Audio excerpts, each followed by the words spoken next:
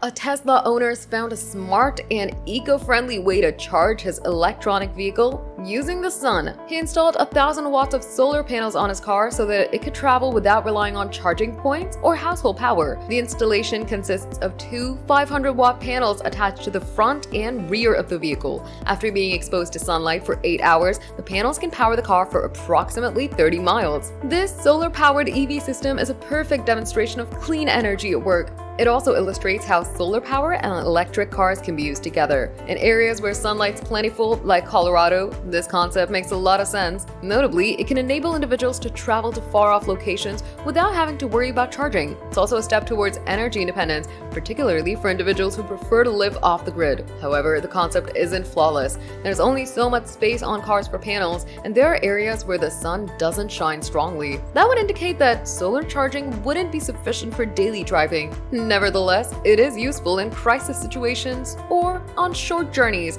and it's a positive development for green technology. Tesla is already in the process of developing solar-powered solutions, such as the solar roof and the charge on solar feature. These enable Tesla owners to use rooftop panels to charge their cars at home.